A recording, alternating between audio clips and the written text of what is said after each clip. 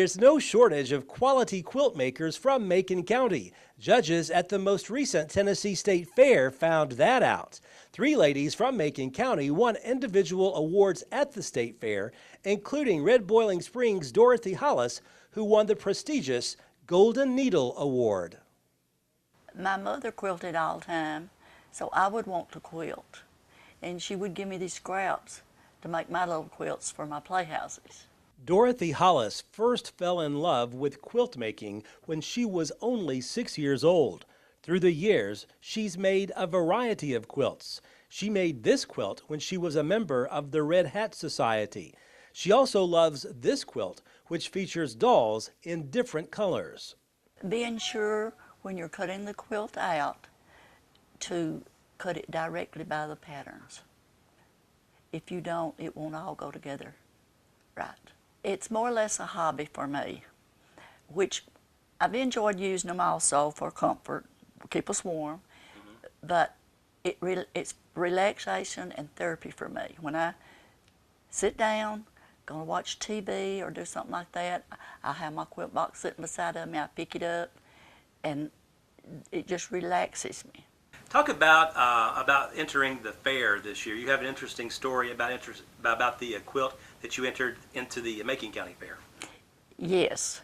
I had a friend that was putting some interest in the fair, and she works all the time, which I'm retired. And she was talking about helping them, you know, because just helping the fair along.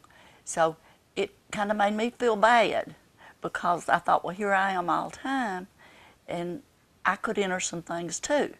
So the day that they were taking the things to the fair on Sunday afternoon, she called and wanted to know if I'd want to ride up there with her to take her entries. And before she got to my house, I thought, surely I could find something. So I went in the bedroom and I grabbed 3 crochet pieces off of my furniture, and then I came back through and I reached up in the closet and grabbed a quilt. And then I entered them then I carried them up there and entered them in the fair. Not thinking, at that time I was just thinking about helping them. And I was so shocked then when they called me and told me that I had won first place in the quilt show. And the People's Choice Award too, right? And also the People's Choice Award. That was as precious to me as winning first place. And then they enter it in the state fair in Nashville. And tell me what happened there. I also won first place, and I got the Golden Needle Award and some beautiful ribbons at both places, at Lafayette and State too. How surprised were you that you won not only in Lafayette but also in Nashville? Very surprised, very surprised. Describe the quilt that you made that won first place in both fairs. The name of it is a cathedral window, and it's one that you quilt as you go. The smallest piece in it finishes up about 1 inch square, and the other white, it only takes 2 pieces to make this quilt, 2 squares, and it's the folding and everything that makes the quilt, and you quilt as you go. When you get all those pieces in, it's quilted. How long did it take you to make it? Approximately 4 years.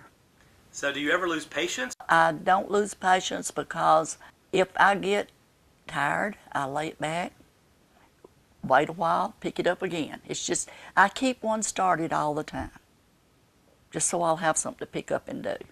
So do you think you'll do this the rest of your life? Is this one of your passions, I guess you could say, in your life? Probably, probably.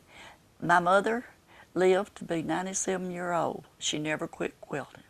Let's all hope Miss Dorothy can stay healthy for many more years so she can continue making these beautiful quilts. And who knows, she just may have another Golden Needle Award winner in her home already. Reporting from Red Boiling Springs, Barry Hyatt, NCTV.